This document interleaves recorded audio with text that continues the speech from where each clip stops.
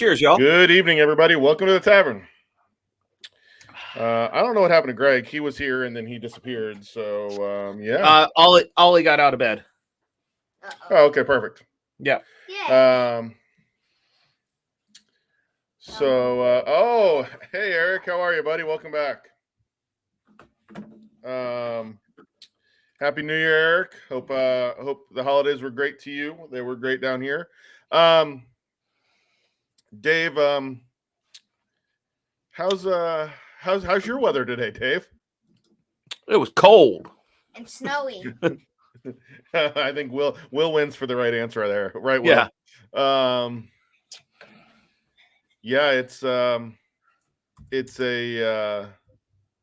We're still dealing with some rain from the bottom of that storm right now. Be glad and thoughts and prayers to everyone in Pensacola, because that didn't look pretty today. But it's still snowing. Nice.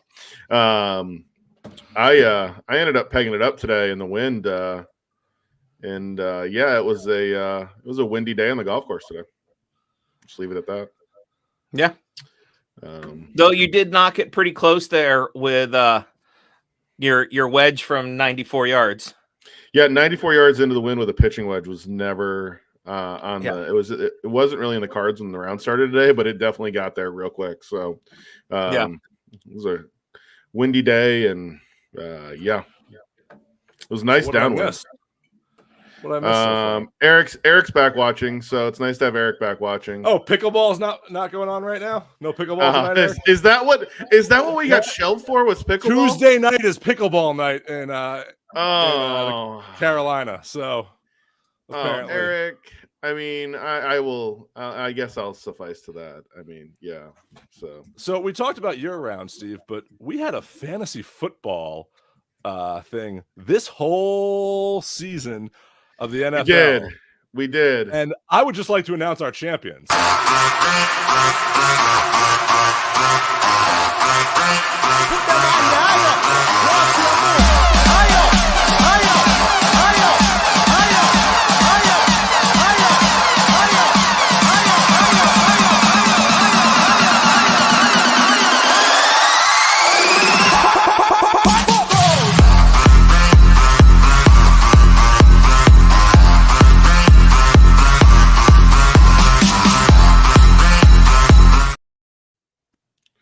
That went on for, I don't know, 30 seconds. Just the right amount of time. Hold on. We also have someone who came in last place.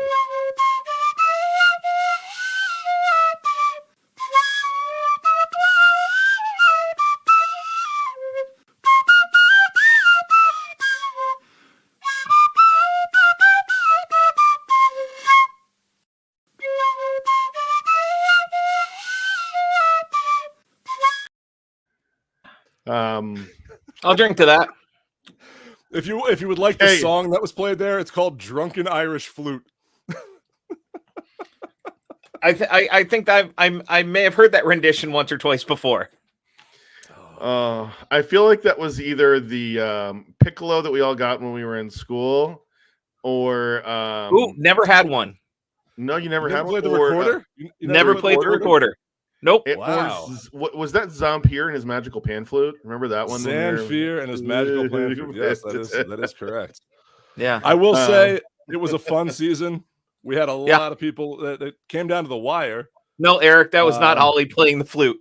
No, Ollie can probably play the flute better than that. Yeah, probably. Drunken Irish Flute is what that was when I had to find that one. So I thought that was pretty good. I thought that our odds guy comes in last place.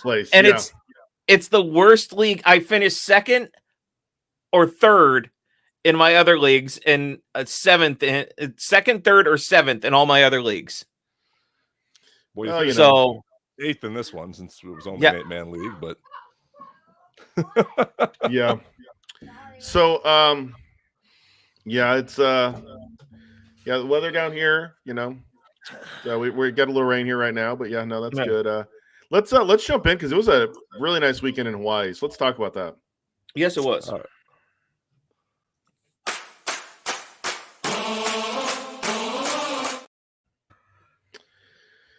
Hawaii. I screwed the pooch on this one.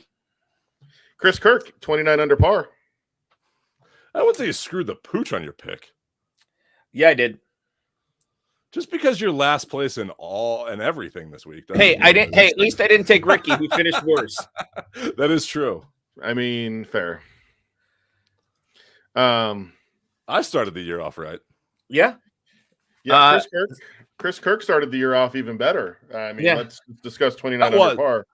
That was an awesome finish too. Once again, the tour is just leading up to the hype.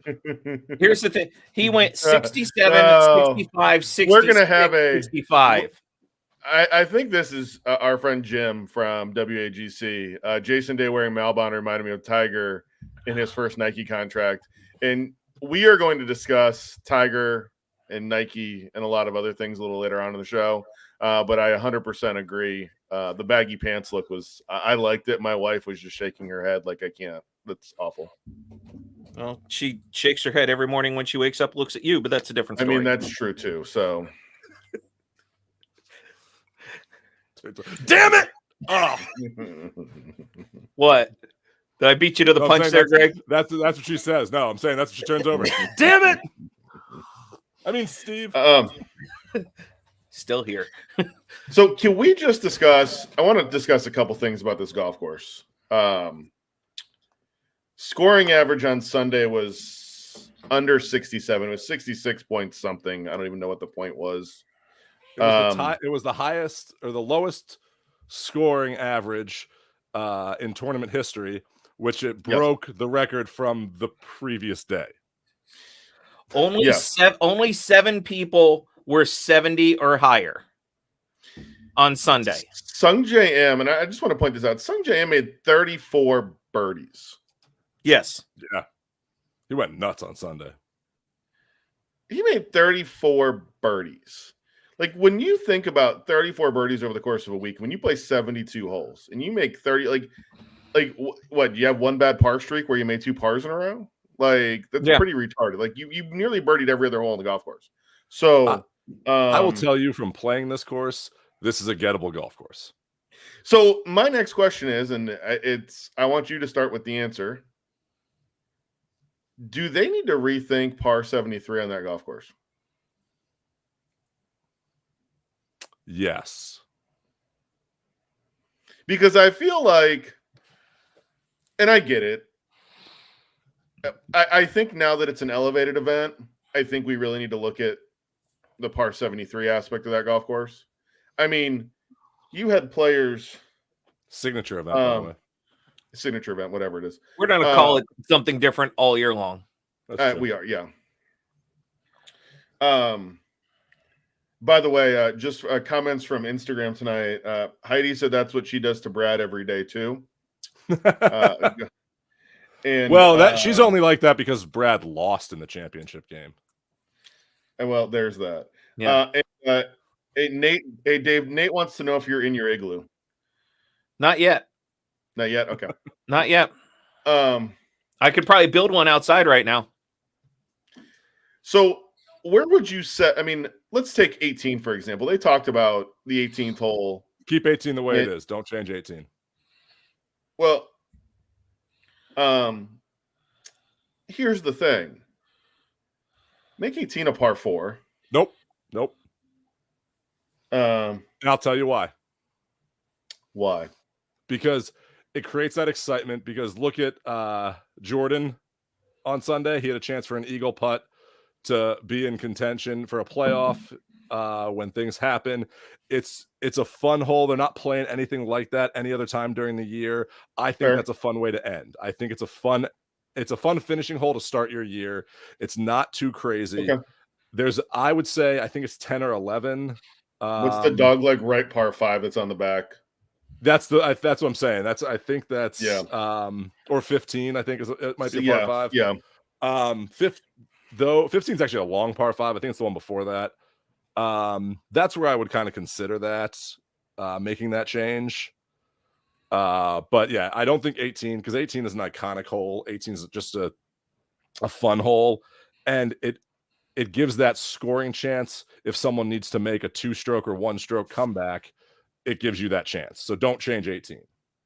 Okay. But Hey, Greg, before we continue, I do need to point out here this comment. Congrats, Greg, for winning our fantasy league. Next year, we need to end on week 17. Why? Because you would have won on week 17. It's a 2-week. This is the way ESPN sets it up. I didn't change any of the rules. Yeah. I let ESPN change the rules, so it's fair. Playoffs.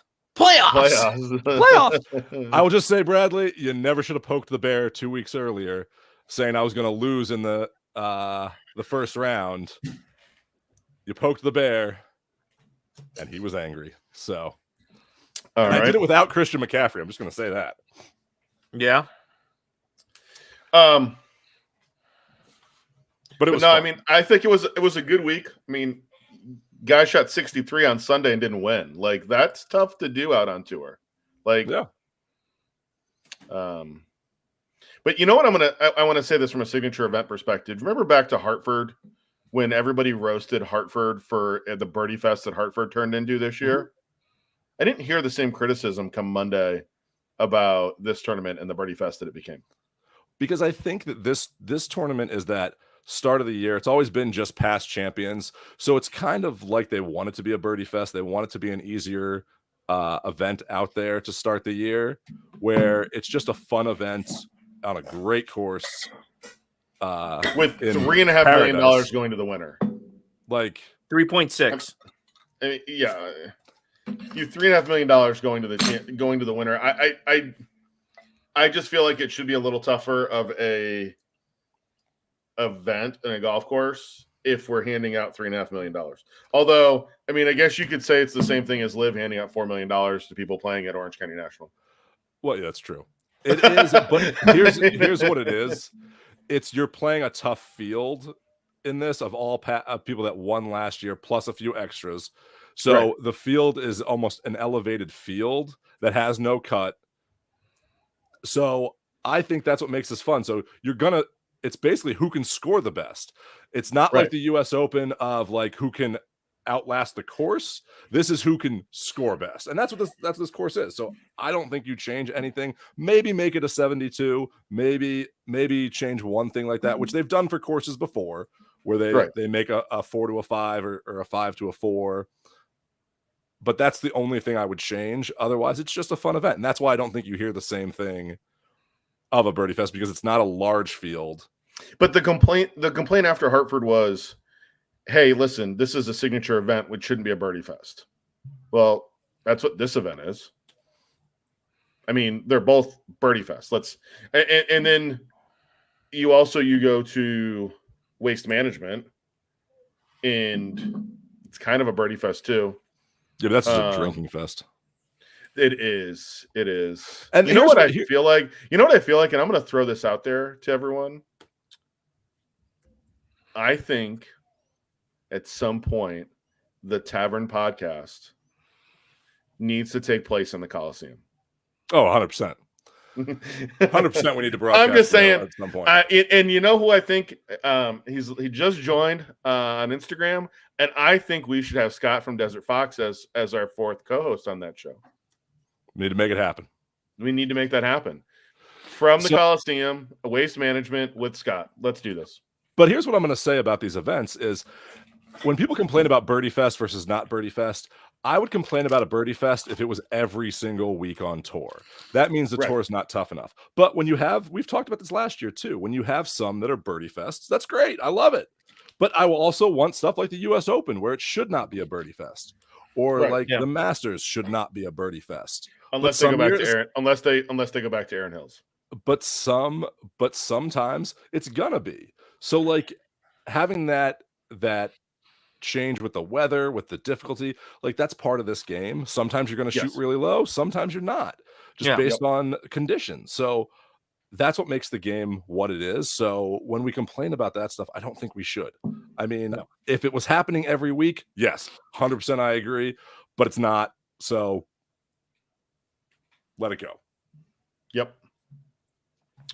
But no, congratulations to Chris Kirk. And I also want to discuss one other thing. That unfortunately there are people that are on the negative side of this, and that is the fact that we need more Kevin Kisner in the booth. Yes. Once again, these are.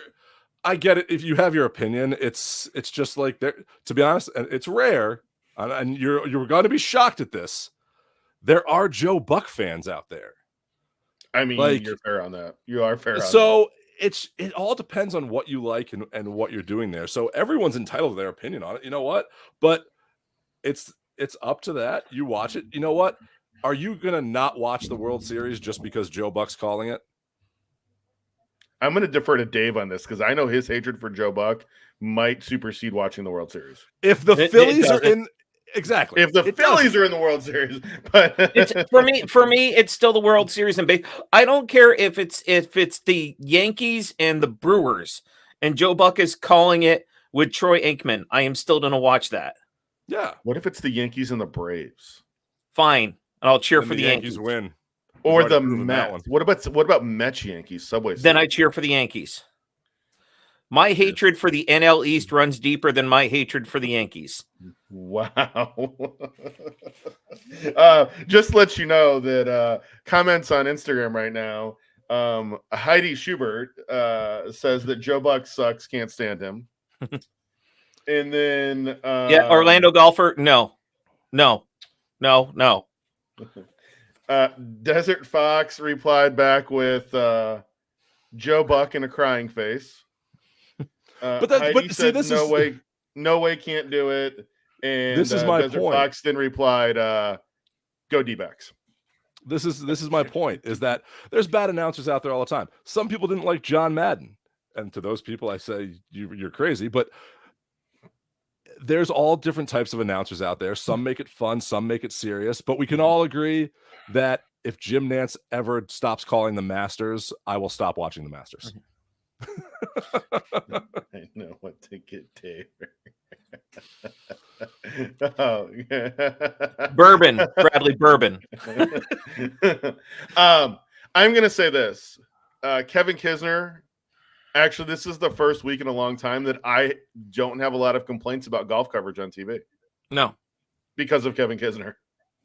Because he was insightful, he was funny, and the people that were complaining online about him because of his humor and everything, I think are also in agreement of the golf ball rollback. I don't know. Like, if you don't like Kevin Kisner in the booth, I think you think the golf ball rollback is cool.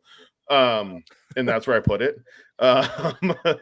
So I'm going to say this, that, with Kisner in the booth, again, where does golf struggle in drawing people? It struggles to draw people in that younger demographic to think it's fun to watch on TV. Kisner actually made it really insightful, and Kisner brings me hope that at some point we might get a Bin Laden reference when somebody goes bunker to bunker. Yeah, it's probably not going to happen, but you keep holding your breath on that one, Steve. But that's I think, like, you have to understand, like, people call it differently, like gotta jump off that. We miss you on here, Eric. Welcome back. Hey, Eric, go play pickleball, okay? So, but you don't drink the profits, Bradley. Don't drink the profits. So every dealer. Hey, knows Brad. that. Hey, I'm going to say this part of the drinking game. Hey, Brad, you need to drink for the shameless plug there. There you go. That's true. But when we're watching these people announce our favorite sports, you're going to have some that are boring. You're going to have some that aren't entertaining. You're going to have some that are entertaining just because of the strange comments they make. But that's what makes watching it fun. Like, that's what we try to do here. We try to make it fun. Some people probably don't like our commentary, but it's, you know what? We're going to be us, just like Kevin Kisner is going to be Kevin Kisner. So enjoy it for what it is. Don't expect something that person's not going to be, and be upset that, hey, it's just he's not Jim Nantz. No, but I don't want Jim Nantz if I'm having him. I want Jim Nantz when I get Jim Nantz. So you're happy, but Heidi says that we need to have more fun like Happy Gilmore. And Desert Fox replied with, "Go to your happy place." We got a lot of happy references on here. Scott also thinks that we should go back to the 1980s top flights on tour. Ooh. So let me ask you this. I'm gonna go with a fun hot take here. What if the tour for one event, did throwback clubs, throwback golf balls to like a certain decade, and everyone had to play with that.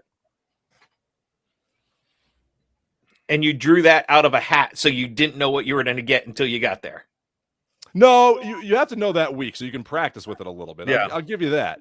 But you go back to a decade where you have to use persimmons. Like, let's have some fun with this for one event. Doesn't have to be a Orlando golfer. Thank you. Yeah, exactly. You'd watch that. It could be an exhibition. It could be during the after the playoffs. It could be something fun. it could be the Netflix special. Hey, exactly. Desert Fox thinks this is a great idea, and he said you have to plan and love the decade event. Exactly. So, you got to have that. You plan for it. So this year, we're going back to the 80s. Yes. Next year, we're going back to the 1880s. We're going back to Hickory and Gutta Percha. Yes. Speaking of the 80s, sand as the tee box. Yeah. Speaking of the 80s, there's a certain club line we're going to have on in about 2 weeks at the PGA show that's going to roll out some new clubs that were popular back then. Yeah. All right. Yeah. Well, let's get we talked about last week on tour. Let's talk about this coming week. We're staying in the islands. Staying in Hawaii. Just changing islands. Just changing islands. With that, the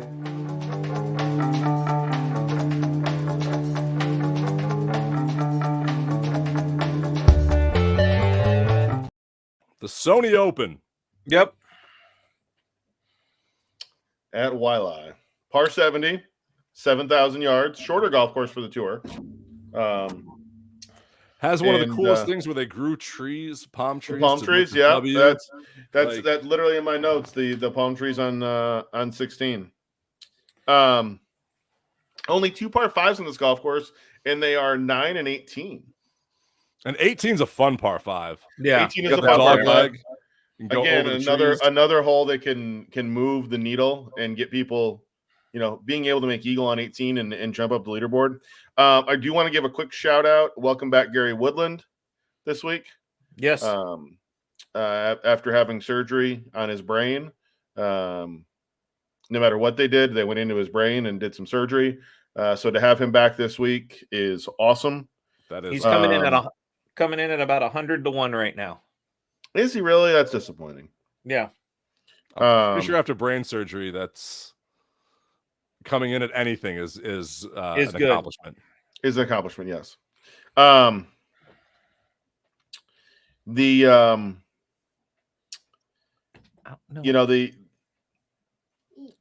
You've got 16, 17, 18, great finish, and a good par 4, a par 3 along the ocean, and then 18, that par 5. Great finish to the golf course. And, it's going to make for a fun week. Interesting field this week, too. A lot of rookies out there on tour playing this week. A lot of guys get in. A lot of guys stayed this week. Eric Cole, Lucas Glover. A lot of guys. I talked about this. You're going to go out to Hawaii. You want to stay out there for both events for that if you're making that trip. Yeah. But also, this is always an event I feel has the most diverse in players in their rankings and things like that. Like, it has a very diverse field to it this week. You're not getting that signature event. You're getting players that are trying to get up there this year. And who else is playing this week, by the way? He's not my pick for the week. But I want to know when Joel Damon is playing this week. Yes, he is. Ludwig Aberg. I want to know when he's going to take a week off. I mean, the dude's an ATM machine to begin with. The dude just cashes checks. But I feel like, when's he going to take a week off? But he's also getting on tour. This is his first year on tour. Right. And because of the Ryder Cup and because of everything that led up to that, he's been trying to, I think, grind it right now and get into it. So I think you'll see over the next January, February, he'll probably take some time off in there. But there's a lot of events in these the beginning swing that he's not going to want to sit out of. So it'll be interesting. He's got a chance to win one of these early events before we get into it. So speaking of it, he is leading the field this week. Him, Tyrell Hatton, and Fitzpatrick all coming in at 18-1.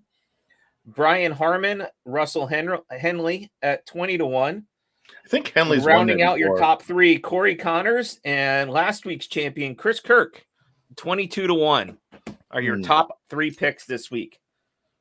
Nice. Well, with our new picks this year, we've decided that whoever lost the week before gets the first pick, so that you don't just keep a streak going by earning the first pick. We're going to do it that way. So that would be you, Dave. You get that would be. Pick. So yeah, Greg, you picked up 10 points last week with Sepp.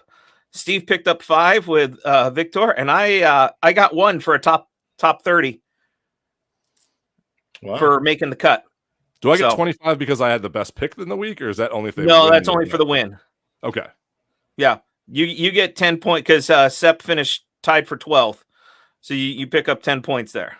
I don't get anything for winning. I thought we were giving like points for that. You have to win. If you pick the player that wins, you get 25 points. Okay, so it's just if they have to be the winner, that's the bonus. Gotcha. Yeah. Okay. So being it's a little bit shorter course this week, going Brian Harmon. Ooh. Okay. Good pick. I'm going to go with one of the favorites. I'm going to take Tyrell Hatton. Camilio! Oh, somebody's trying to get him on a President's Cup this year, aren't they? Yes. I'm going Camilio. Hold on, I gotta find him. He played well last week. Oh, he had a win last season. I think he's making a comeback. I like the comeback players. You picked him for his win last season too. I didn't pick him for his win last. His win wasn't during our picks. Okay, I picked Sepp for that, and Sepp did me well last week too. So I am Camilio coming in at 180-1. Good pick, Greg. So the guy who had brain surgery has better odds than my pick. Yes, he does. Still like him. Yeah. Okay. All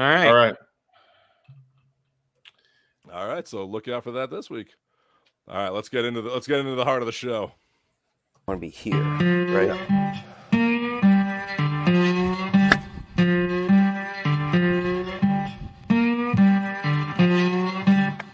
Okay.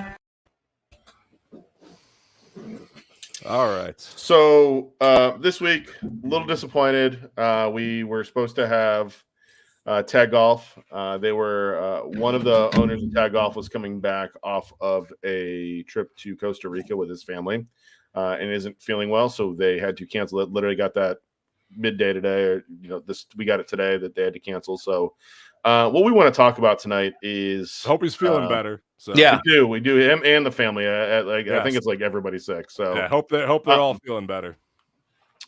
So we want to get into something we've been having meetings on here quite a bit about, doing a lot of prep work for, and that is we have been talking about the PGA merchandise show. And we're going to the show.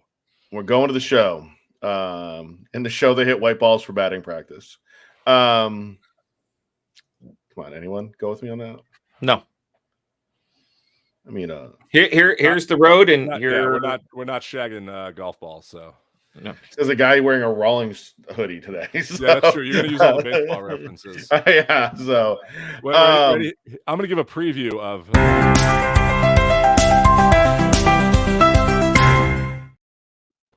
Man, the music's great.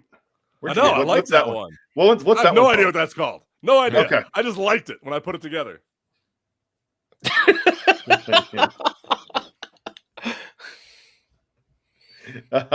I'm gonna throw this up there. Dave, have you told your wife? No, I haven't. It's a surprise. It's a complete surprise. It's a complete surprise to your wife. Okay. Yeah. Cool. So we are all going to be together in a couple weeks, kind of like Masters Week, and we are going to be at the PGA show. Oh, dancing bears. Oh, Bradley, you want dancing bears?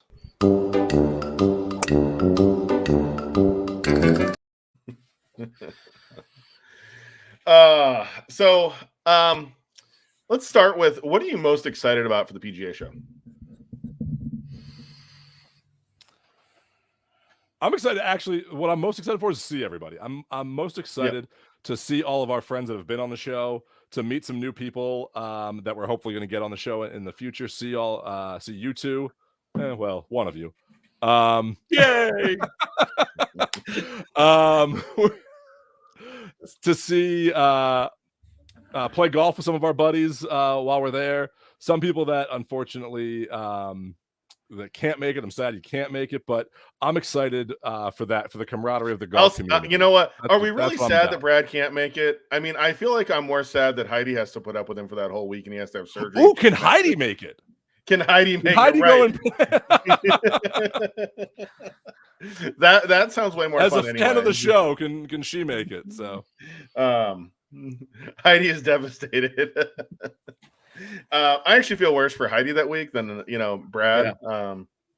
No, Heidi says Brad, she's sad. So Brad, I want you to get better, because I kind of want to see if we can play in February at Odyssey Golf Club. They have a winter scramble that I'm thinking about. So let me know if you're feeling better soon. So we'll miss you down in Florida, but maybe we can golf in the middle of winter. By the way, Heidi said she's down to come to Florida. So there you go. She said she's going to need a break from him. The Chili Open. Yes, that's what it's called. It's the Chili Open. He knows about it. We both know the course. So I think it's going to be a fun week. Dave, what are you looking forward to the most? I think it's a chance for us to get our name out there a little bit more as the Tavern. In meeting with like Greg said, some people we haven't had on the show, but we've just had like email dialogue with. And some face-to-face with Craig from T.A.G and the guys from Desert Fox. I only know them as a text message or a voice on the phone a little bit, so it'll be Facebook. Speaking of T.A.G, he just joined. And by the way, Heidi says that she doesn't play golf, but she's the better drinker of the two.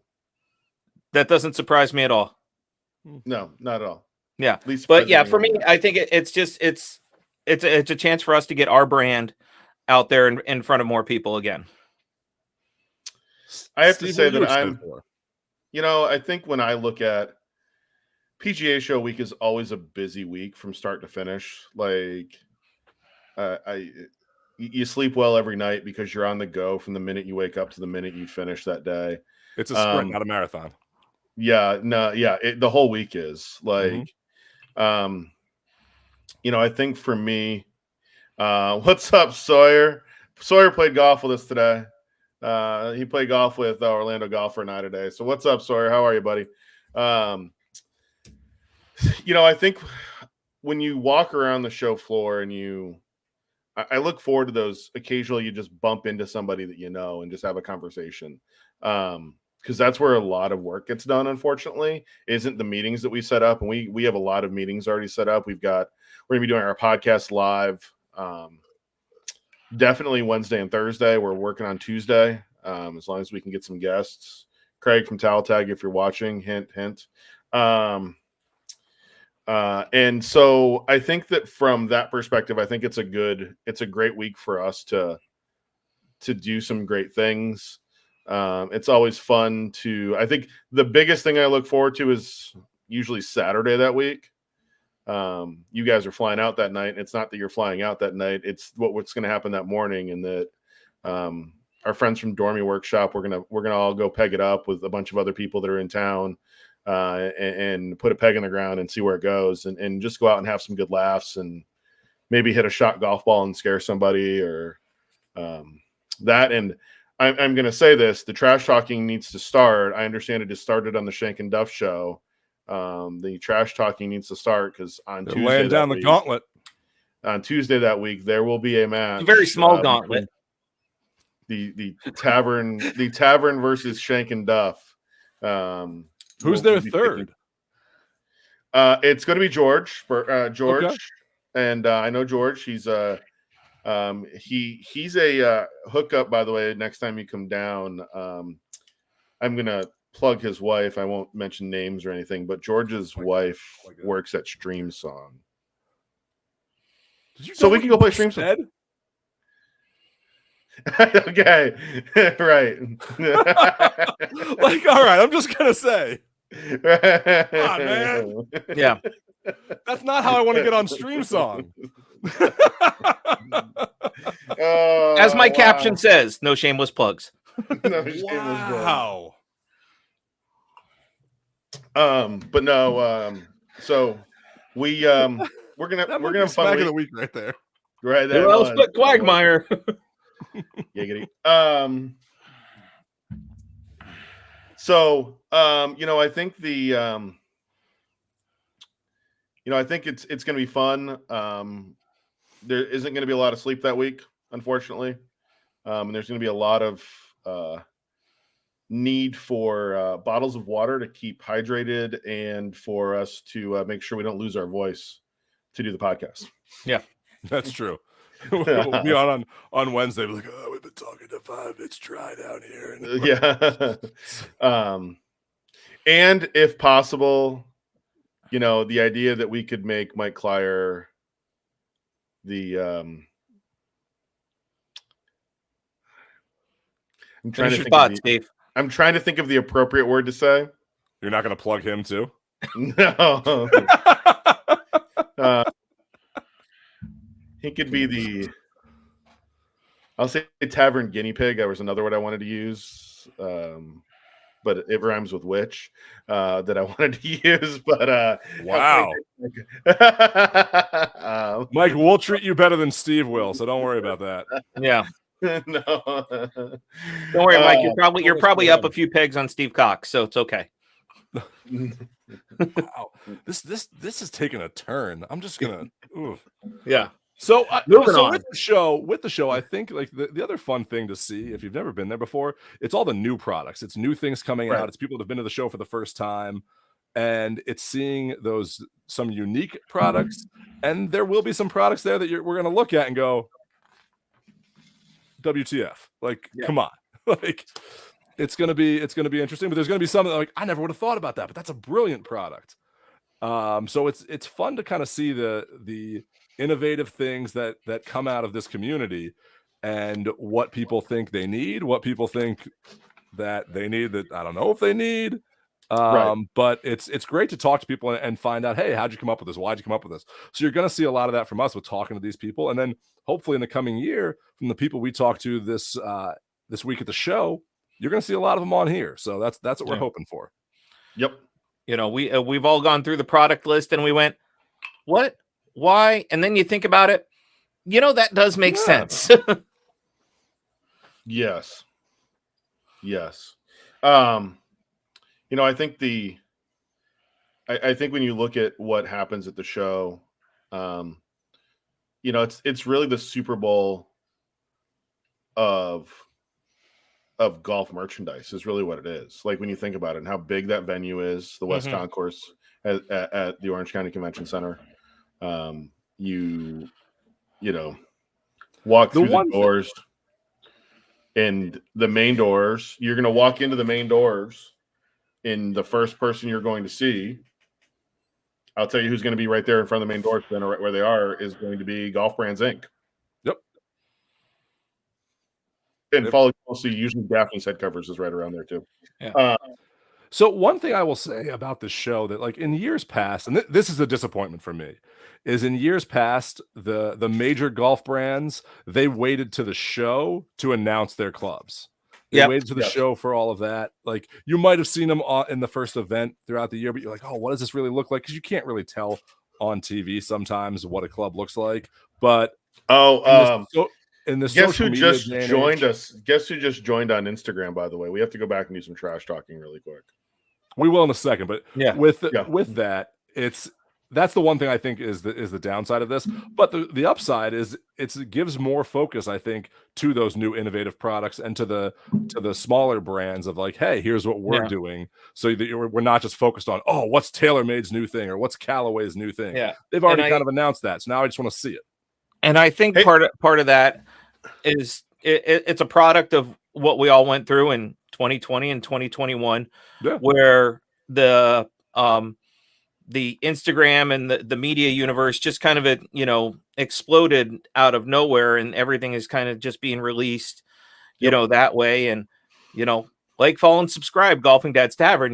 We do the plugs, all the time here, and I think for a lot of companies that's their way to get things out and not just wait for the show anymore, is here's the release. And we become a society with a lot of right there in front of us, the instant need for gratification on what's new and what's out there. Cleveland $700 club, $2 swing. I'm a Cleveland just launched their new line yesterday. They dropped their new club line yesterday with the new XL launcher line. I do want to know, do we know what the wager is going to be for our match against Shank and Duff? Well, the first thing that's up is all of our Shank and Duff cards. That's the first thing that's on the table. Can you really put that on the line in a scramble though? Sure. Yeah, we're taking both of theirs. Mm-hmm. Oh, I'm gonna wear it around my chain like the turnover chain. Oh, we're gonna turn them into chains and wear them on the show. This is gonna be like, to get like the University of Miami and get the turnover chain. This is gonna be like Flavor Flav and the Clock. That's what all these turnover chains and first down chains is. Lee says that we're giving up our cards. You got to come and get this, buddy. Yeah. You got to earn it. You may have made it, but you got to earn it back. Yeah. He'll just print more. That's what he's going to do. We steal his card. He's going to print himself another one.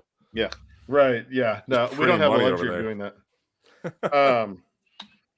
But yeah, no, it's going to be a fun week.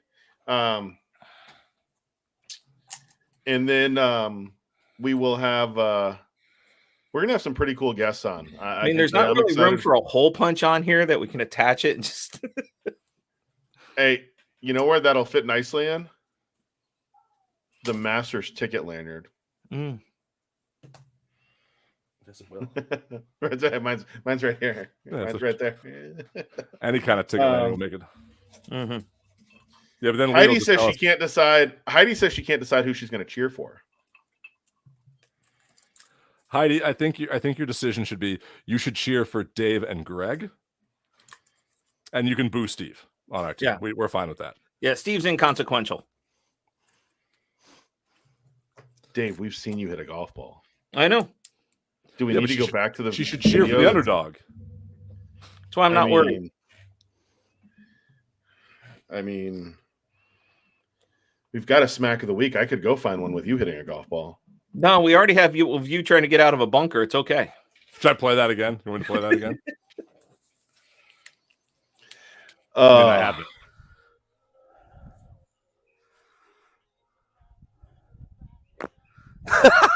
Giving the people what they want. So by people, I mean Dave in this instance. Right. But yeah, no, it's going to be a fun week. Yeah. Let's hope the weather cooperates. This weather down here that we've had. Heidi, I think you mean Dave, Heidi. She says, I'll cheer for Dave if he brings me wine. Easy. Done. But yeah, no, let's hope Mother Nature cooperates on us. There's going to be a night golf match. Play the video of Dave in the sim. I don't know. Do we have that one queued? I don't have that queued up. Sorry. So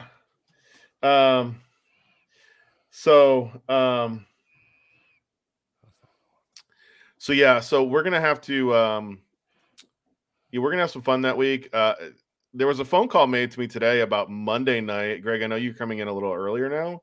I am coming Monday in a little earlier night now. under the lights at Legends Walk We don't have far to go for that. with this Open company. our door. Hey, Jeff Bishop called me about it. Jeff Yeah. Bishop. Jeff Bishop. Is he here? He's here. Where's Jeffrey? I don't know where he is though. I His need mic is muted. Signed in. I need a microphone and a camera working here, Jeffrey. We do. I made this grand entrance for him, and then that happened. So we'll take him off. Yeah, let's see All right. when He'll get hooked up. let's see if he gets hooked up here. Surprise guest. Surprise guest tonight. This is why we love this community. We love our fans. We love our friends. So thank you all for. Hey, I wouldn't drink the profits.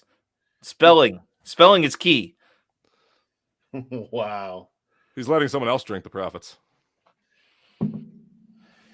Oh, The where's first one is Jeffrey? free, and then it. I was then, about to then say, I charge Bradley, after that. You realize how dealers work. The first one is free to get you hooked, and then now you got to pay. That's what he's doing here. He's being nice, and then he becomes your supplier. I know. I know how business works. Bish, you there? Hey, Jeff, Yeah, you there? I'm here. There we go. Yeah, I'm here, buddy. We can hear you. We can't see you. Yeah, I know. I'm gonna keep it off. I'm driving. Your drive? Oh, okay, let's not do we that. don't. Yeah, we don't want to have you. We don't want to have you We talk don't want to do that. driving. Okay, Yeah. Jeff. So for those that don't know, Jeff Bishop is one of the Bishop brothers, the world famous, world renowned Bishop brothers from Dormy Workshop in Canada, Nova Scotia, the greatest head cover manufacturers on the face of the earth, and even cooler dudes than they are head cover makers. So I will give them that. And Jeff, I do want to. I want to start this. Your guys' first year. I have one of those. Your guys' first year at the PGA show was 2014, right? 2016. 2016. Okay, so that's 8 years ago that we met. You and I, and your brother and I met 8 years ago now. It's scary to think that we've known each other for 8 years now. It is. And you guys were in a 10x10 booth with, I think, an underwear line next to you, right? I think you had an underwear manufacturer next to you. That's a great question. We've been working beside Jack Tarana, who has a belt company. For the past, the few years after that, and he became a good friend. And a lot of it's 10x10 booth, a lot of 10x10s in that area.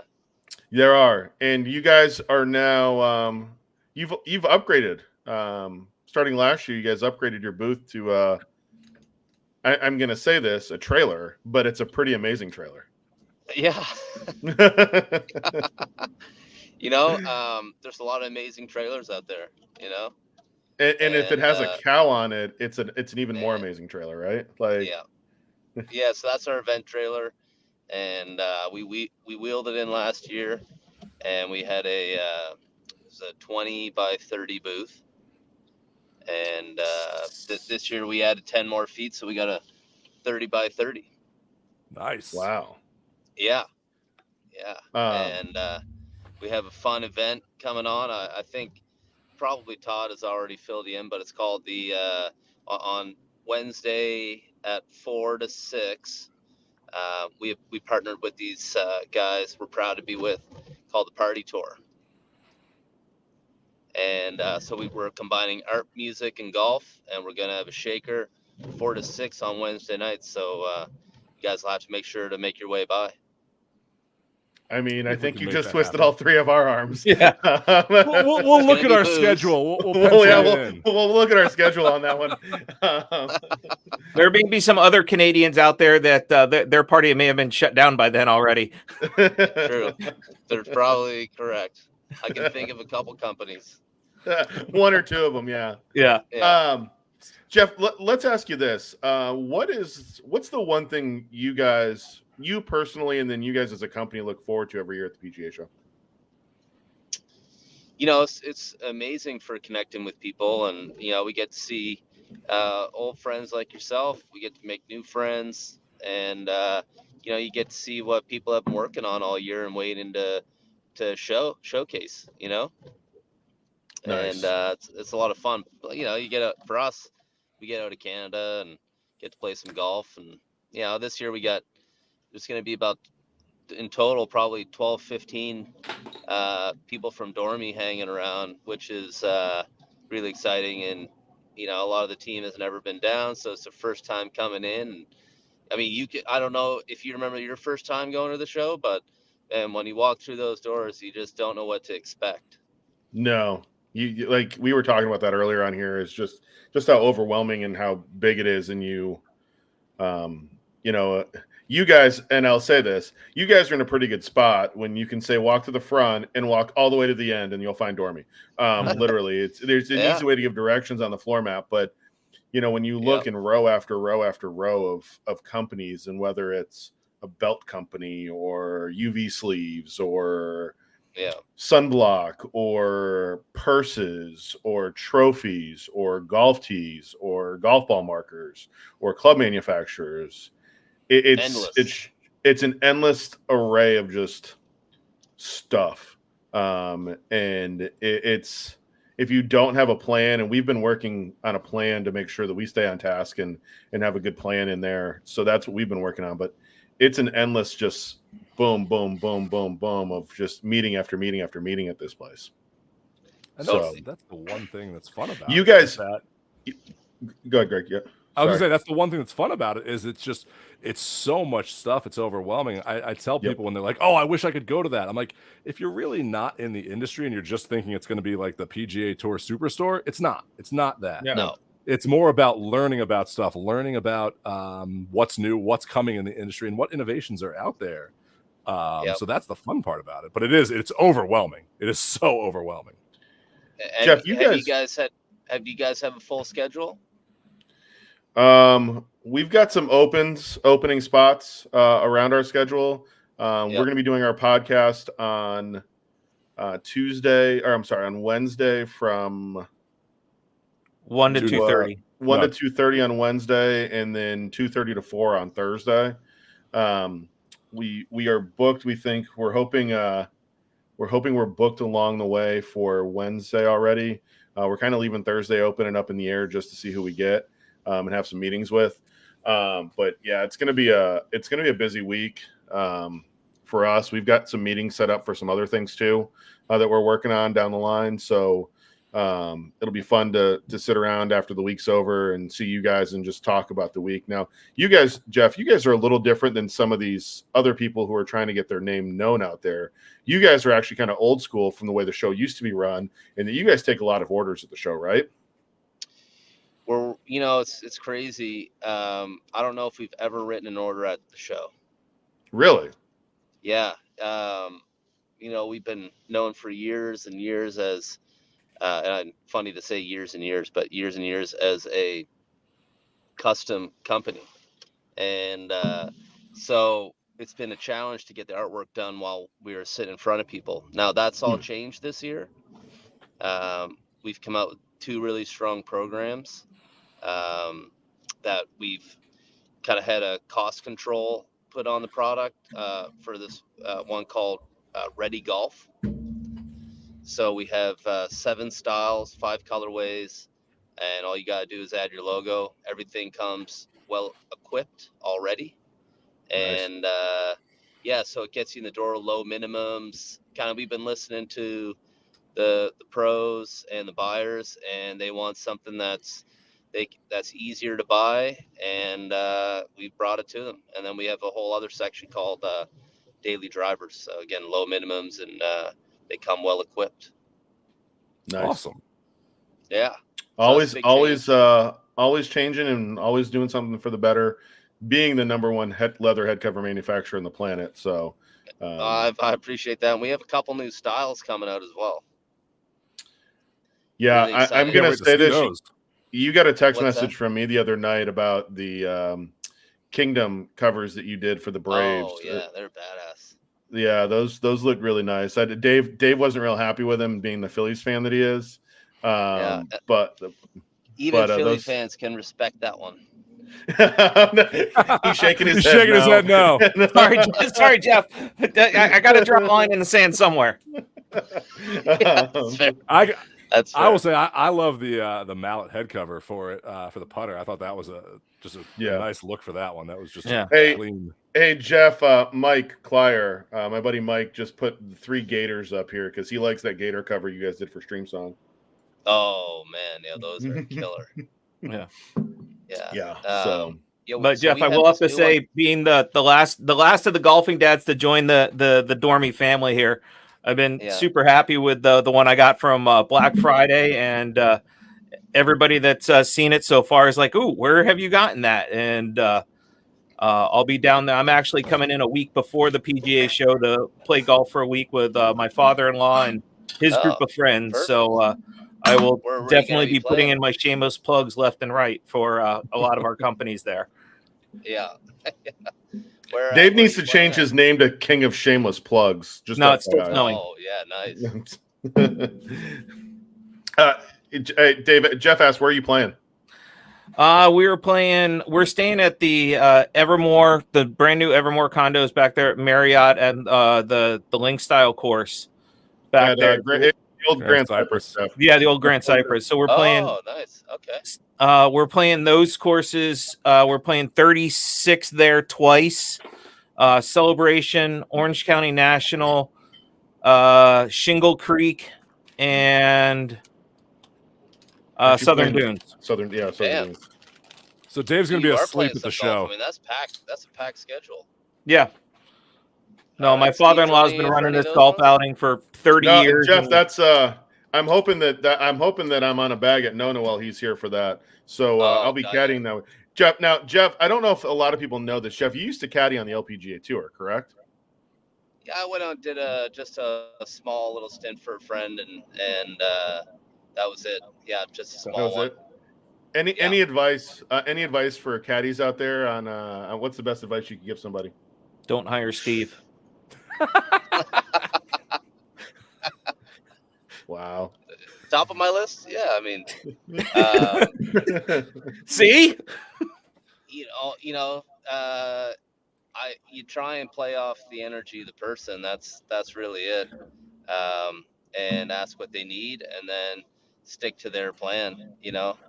Because you're just there to help out and do the best that you can and make them a better player. So, nice. Or I shouldn't say a better player, but make them the player that we would know that they are. Yep. But I try not to read putts. That's everybody thinks you need to read putts, but these guys are so good, and these women are so good that you don't have to read any putts for them. No choosing clubs. Get them a good distance. Stay out of their way. Nice. Well, Jeff, I know you're catching us on the run tonight. I appreciate you jumping in. Thank you for the surprise tonight and joining us. Yeah. And we will catch you here a couple weeks. Few weeks. Definitely. And boys, I'm stoked. That idea for that Monday night under the lights might be I'm gonna see what we can do about that tomorrow. All right. And how do you get one of these Duff and Hook cards or whatever it was? The Shank and Duff cards? We'll put a word in. We'll get you the hookup. Let's see what we can do. You guys didn't hear me, but I was trying to yell at you, asking what the prerequisite was. $79.95. You have to enjoy playing golf. Okay. Nice. All right. It's Lee from Wedge FX that does it. You know Lee, don't you? Oh, cool. Yeah. Okay. I don't know him personally that well, but I definitely know his brand. So we will we'll make that happen at the show here. Awesome. All right. Well, thanks guys, and look forward to seeing everybody. And stoked. 2 weeks. Say hi to the fam. Say hi to Alex and Todd and your dad for me, and we will see you in a couple weeks. Sounds great. Thanks, Jeff. See you, Jeff. Thanks, Jeff. Man, all surprises in the tavern. It's always a good time here. Well, I think with that, I think we move on to our favorites segments. I'll save you the embarrassment of the other one. Smack my mama. No, I won't you're do the not. like 10-minute one. Just go ahead and play it. I know you're going to play it. You I'm want waiting to? for it.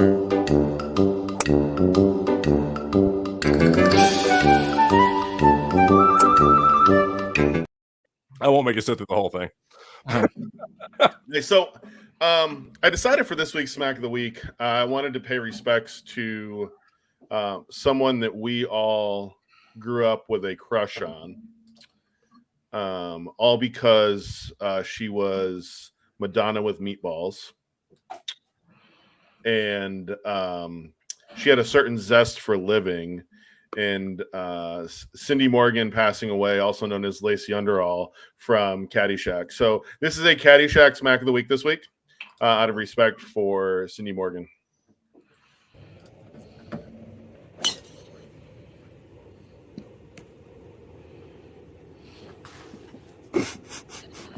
Get out. That kangaroo stole my golf ball. Dude, I would, if that happened to me on a golf course, I would lose it and I would be laughing hysterically. Eric, would I not would be have able to pissed play. myself. I would have Yeah. pissed myself. I can say that right now. So, but yeah, no, that was. I'm pretty sure if I go out and kill all the golfers, who's going to play the course? Right. Golfus. So many great lines. How about a Fresca? Yeah, no. You get nothing and like it.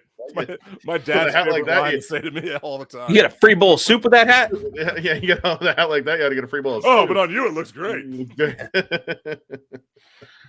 That kangaroo stole my ball. Thank you, Brad. But yeah, so that was this week's Smack of the Week. I had another one lined up and I didn't upload it. That's a good one to go with. We're gonna save that one for next week because it's pretty good. So, but yeah. So all right, on to last call.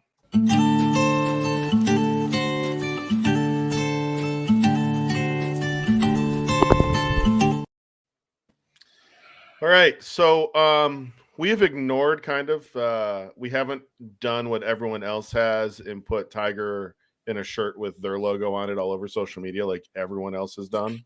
Well, because we have a contract signed that we can't do that until he starts the season. Right, correct. Yeah. So he will be wearing but if you've been living under a rock and haven't heard, Tiger announced yesterday that he's leaving Nike. Did you He's not leaving. They're just not redoing a contract. Yeah. There's a difference. It's an understanding. It's not like Nike went, you're fired. Yeah. Well, there's no new contract on the table. Now, 27 years he's with Nike. And in that 27 years, they've paid him a lot of money. And we'll start with that. But you have to think about the fact that Tiger, with what he gave back to Nike from a marketing standpoint, may have been worth more in advertising to Nike than they ever paid him. But this is not what this is about. And this is what most people are misunderstanding. This is Nike. Nike is, their foundation is a running company. Correct. Nike is getting beat out by Hoka, by Adidas, by other brands in running, and they're not winning with golf. So what they're doing is they're looking at their strategy and saying, hey, we're getting out of the golf business. Our best golf apparel and stuff is with the Jordan brand. So we're going to keep the golf stuff with the Jordan brand, maybe do some shoes, but there's no need for Tiger right now with them. Yeah. So they're looking at this from the standpoint of like, it's not beneficial for us that we need to focus on this. And that's what most people are missing with this. This is not about when you go back to Tiger's heyday, when he was winning what seemed like every other week on tour, sometimes every week on tour. When you go back to that time, him walking around with the swoosh on was literally just cha-ching, cha-ching, cha-ching. He moved the needle. Again, Tiger's the needle 100%. when it comes to golf. Yeah. Tiger's not playing anymore. Yeah. I mean, he said he might play once a month this year. And based on his statement yesterday when he said, I'll see you in LA, that to me said, I'm playing the Genesis. That was him committing to the Genesis. So my problem isn't just Tiger leaving. And I want to throw this idea out there. You have Jason Day, who went to Malbon, who showed up with the old school Tiger look with the baggy pants and shirt this weekend. I know it's not a huge news because you don't really watch it because nobody watches the CW, but Matthew Wolf has not re-signed with Nike either. No one's going to re-sign with Nike. Is this well? And here's the thing: like, can you ever name a time in history in the golf business where you literally had this mass exodus of a company where they're just getting out of it? When Nike removed all their clubs. Yeah. Right. But it's not so much of a mass exodus as Nike. Like, we're just not going to do this anymore. Everybody's contract was ending at the same time, rolling into the new year, and everybody's just going in a different direction. I wouldn't call that some mass exodus. It's just a change in business. But here's the thing, and I'm going to throw some stats out there. Golf rounds in 2023. This info has been leaked a little bit. This will be announced at the PGA show. But golf rounds are going to be over 500 million golf rounds in 2023. It's a 4% increase from 2022. The largest year recorded other than 2021 during the pandemic. There's 40 million on and off the course golfers. And by off the course golfers, I mean golf entertainment golfers. So whether it's Pop Stroke, Top Golf, Drive Shack, any of those. And so now you're at a point where you've got more golfers than ever before. Equipment sales over Christmas were up 3%. They don't sell equipment anymore. Correct. But golf is up in sales across the board for golf 53%. Now, 53% growth is unattainable long term. Because if you keep growing at 53%, you'll take over the world. But that's a whole nother story. You could be Dr. Evil then. There was 11% growth in golf ball sales alone last year. By the way, we want to roll the golf ball back. It sounds like a great freaking idea. But stay on top. If there's that much growth and there's that many things that you could sell, golf shoes, golf shirts, any plethora of golf equipment, whether it's bags or anything else, why would you be scaling back? Let me ask you a question. Steve, how many Nike golf shirts do you wear? I think I only have 2, actually. It's funny. There you go. So This is my point. Nike never, like, Tiger was iconic with it. It was iconic at that time. It was iconic with Rory, but they weren't seeing the return on investment with it. They want to go back to their bread and butter, which is running, which is track and field, which that's what they want to go back to. They make enough the national champs had Jumpman, not Nike, on their logo. Yeah. So, like, they're dividing their brands up into what they're good at. Golf, They technically have never really been good at. But they saw where they were good in golf. But as a whole, they didn't see that with it. Like, they're still going to make polos. They're still going to make shirts. They're still going to make stuff like that. But golf is not their focus. And that's what this is about. So this is not about Tiger. I love that you're trying to push for a brand that you only have 2 shirts for. I have a lot of Nike stuff. But when you look at, so you think about this. When you're that was Nike, my next question, Dave. Yeah, I own 0 Nike polos. 0. And I think I only own 1 Nike shirt because it has a Phillies logo on it. That's it. I think most of my Nike shirts actually have a Red Sox logo on them. It's funny as you say that. Yeah. When Nike stopped making clubs, Adidas quickly dumped TaylorMade and sold them off and spun them off.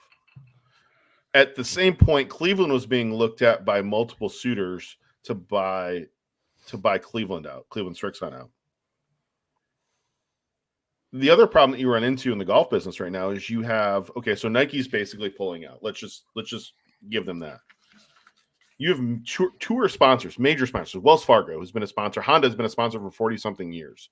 Have stepped back and they're saying we're not sponsoring golf tournaments anymore and dropping tournament sponsorship. Is there not enough money in golf as we're sitting here paying these tour players that much more? And is that even sustainable long term? I think you have to look at your demographic too. Yeah. The change of your demographic, the older generation for some of these things are changing. The younger generation is coming in, and it's where do you want to invest your money, and where are people watching golf? And a lot of it, and we're part of this actually now, even, I mean, we're a small part of this, but a lot of investments are going into podcasters and bloggers and things like that kind of have their pulse on the industry, because this is what a lot of people watch. A lot of the younger generation watches TikTok, watches YouTube, watches Instagram. Like they want that content, and they want that that different flavor of things, and companies are seeing that. That's why you're seeing different things out there, and I think that's a good thing. I think it's looking at that and saying, hey, you know what? If golfers are getting paid by whatever they're getting paid by now, especially if you're going to live, then let them get paid that way. And other sponsors are going to be like, hey, we're going to put our sponsorship dollars in other places where we think we're going to have a return on the investment. And okay, so just because let me ask you this question, and it's a dollars and cents question. So golf is up 4% from last year, right? Like playing golf, that's different than watching golf. No, golf rounds. Golf rounds are up 4% from last year. Yeah, but you have golf courses like you look at what is the cost of equipment these days, and a $700 driver and a $300 putter, a $500 putter aren't out of the equation anymore. $900 to play TPC Sawgrass. The question is golf too expensive? I think golf needs to have a range of a price range with it. Like you need to be able to, like, there's expensive courses, there's going to be stuff that's out there, but I think there needs to be investments into the grassroots of golf, like a smaller golf course, like a 9-hole golf course. Cause I think just Play 9 was a good promotion that they had for a while out there, that just get out there and play golf. There needs to be that kind of like, let's get them into that. Let's have cheaper clubs that are on the market. Like you can have your top end lines. It's just like the car industry. You can buy a lower end model for cheap, or you can buy a Mercedes or a Rolls Royce. What's up, Chasing Daylight? What's going on, dude? How are you? You know, it's insane. You are correct. And we've talked to as being dads, when we talk to McGregor and Ram, and them coming out with affordable sets for kids, the all in bag prices. And the Play 9, and we'll throw that baseball reference in there with Major League Baseball trying to cut down the average time of a game just because of viewership. Are you going to sit there for 4 hours and 15 minutes for Red Sox and Yankees, and 84 pitching changes? Or do you want to play that game in 2 hours and 37 minutes? I did hear a good thing about Major League Baseball the other day, and I thought this was a great idea, was if you are in the lower tier of, like, if you were like team 30, 29 through 30, like you can't charge more than $100 per any ticket to your game. Yeah. Like that's a great idea. Like if you're not out there, your ticket prices are capped. Here's the thing. The three of us are going to sit down and watch, golf from sun up to sundown, because that's what we do.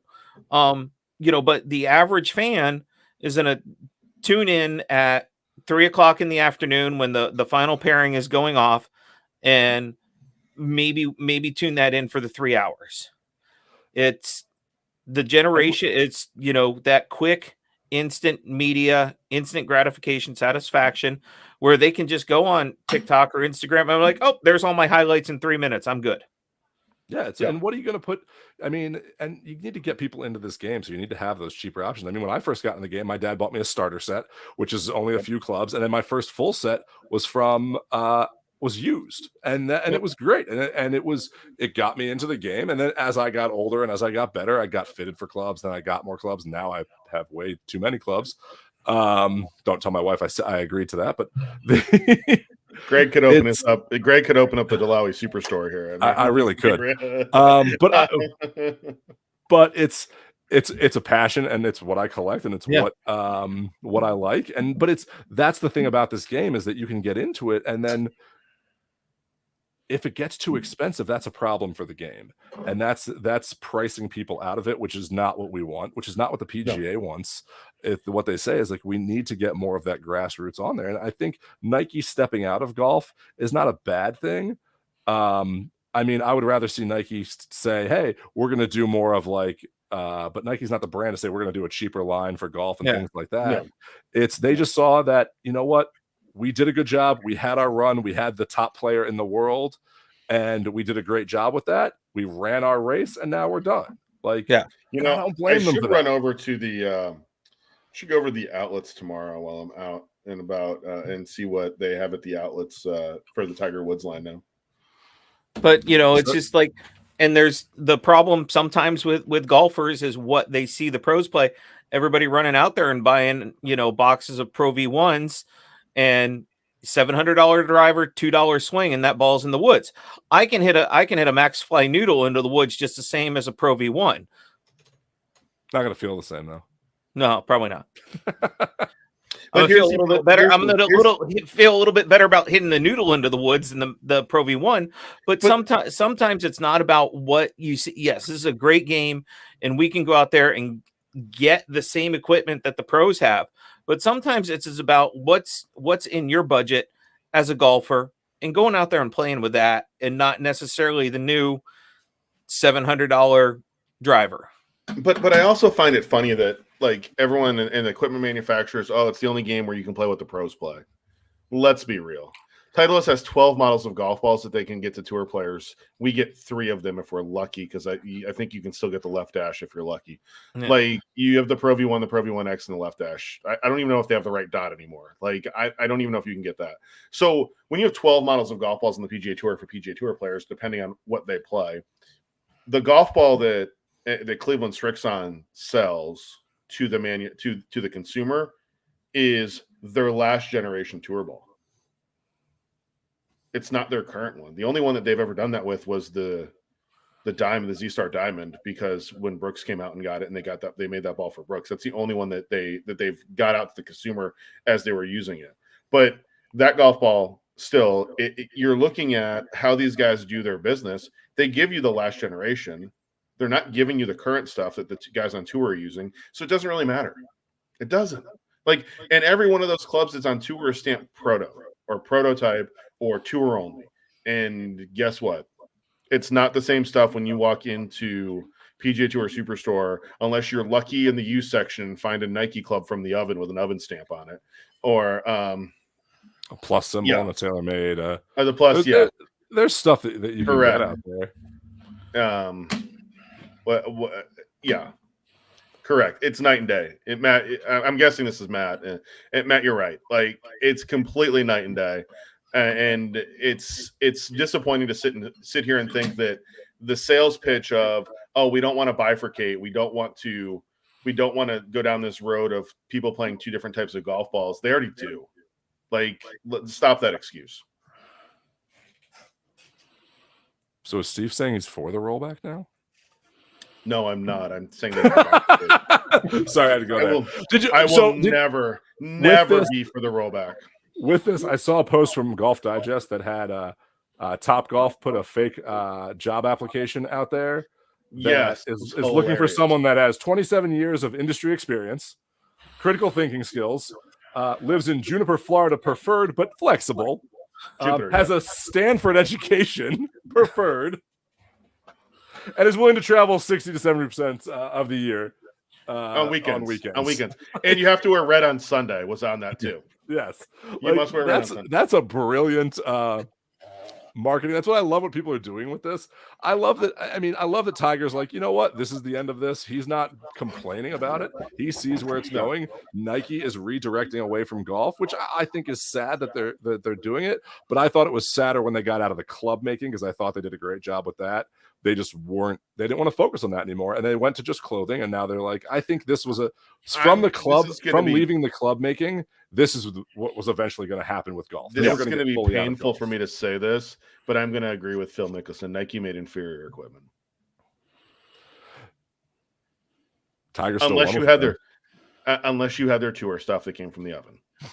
No, but that's what Nike was about. They were just making it. They were getting into the industry. It was their first time, and they mass produced and just chugged and threw it out there. Yeah. I'll be honest, I've played a lot of Nike stuff, and they had some great stuff. The Nike Square Driver. There was that too. I feel bad. We threw Brad under the bus. Sorry, Brad. Heidi put on Instagram, "See, Brad, you don't need Pro V1s." No, Heidi, you're 100% correct. I'll be honest. That's the one thing I think a lot of golfers don't do is find the golf ball that fits right for them. Like Steve, you and I talk about that all the time, but a lot of just amateur golfers like us need to look more into, hey, the feel and what you do and finding the spin and finding a lot of stuff. Like you get fitted for clubs, getting fitted for a golf ball is something that people forget about. Hey, Heidi also said she's usually right. She said I usually am. So is my wife. Yeah. So all right. Well, with that, we've got one more week and then we're all together. Although, Dave, next week, are we going to have Greg on his couch and us together? We'll see. Maybe. I just want to remind you all of one thing before we